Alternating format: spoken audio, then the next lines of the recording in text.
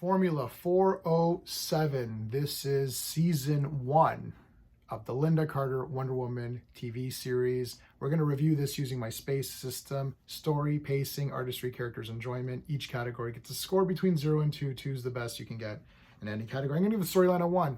I like the storyline. It was fine. It wasn't anything to die for, but it was okay. So there's this professor who has created a formula 407, that makes rubber like stronger, more durable. You can throw explosives at it.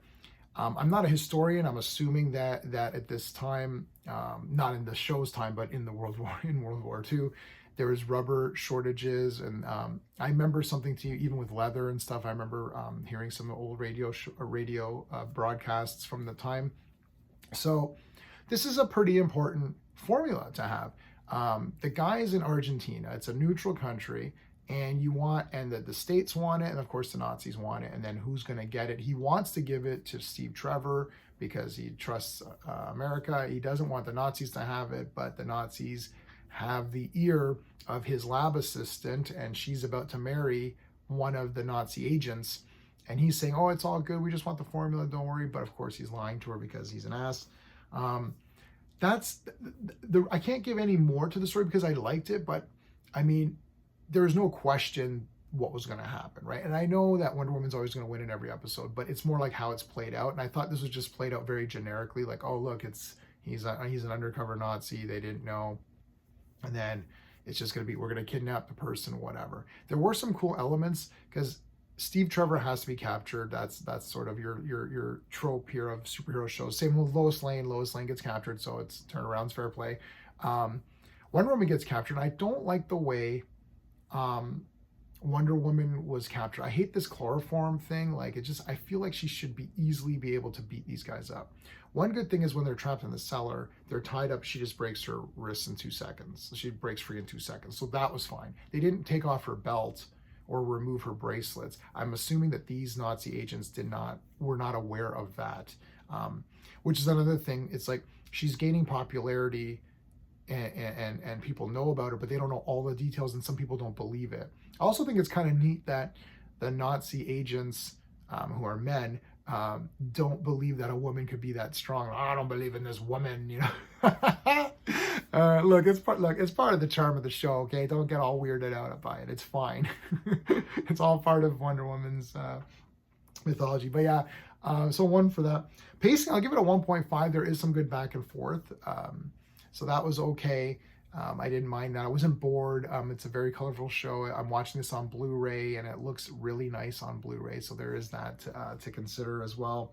I guess while I'm there, we'll talk about the artistry, which is a 1.5. Everything looks good in this one. You know, it's all very clear, nice. The costume's great. Lynda Carter does do many things. Like you'd feel that she would have done less in this show because of the time period and just like how, you know, like anytime there's a fight, you can tell, like in Star Trek, it's like, that ain't Leonard Nimoy, that ain't Shatner. You're like, okay. This one, she's doing some of the stuff, and there is closer angles, so that's good. Some of the bigger stuff, like the big super jumps, it's not her, but there wasn't I don't think there's too many of those in this particular one. But she had a few good little fights here, throwing the guys around. That's fun. So yeah, everything looked good. I'm going to give the characters a 1.5. Of course, Lynda Carter is the best. Like, you know, she's the best. I like Steve in this one. He did get, he did pretty good. He got a little bit googly-eyed with the one with the professor's daughter. And I thought, hey, you're supposed to like Wonder Woman. What's going on here? But I guess he figured Wonder Woman's never going to like him, so why not? They have a little bit of a moment. It's pretty nice. Etta is okay. She's a bit, you know, she's the goofy one. Blankenship doesn't really do anything. The professor was not too bad, and his wife and his assistant was pretty good. The bad guy was okay. I didn't feel that he was very threatening. I felt that he was a bit weak. That's really my only gripe on the character section. Otherwise, everyone else was just fine. So nothing wrong there. For the enjoyment factor, I'm going to give it a 1.5. I liked this one. Oh, I really like this one. The thing is like, I like this show. If Lynda Carter's on screen, then that's good enough for me, pretty much.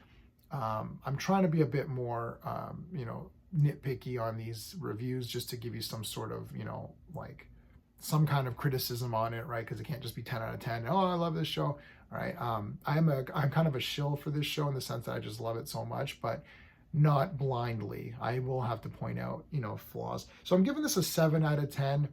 It's still cool. It's Wonder Woman. She's fighting guys. That's awesome. So there you go. If you like the video, please remember to hit the like button, give the thumbs up, subscribe to the channel. That's it. Thanks for watching. Until next time.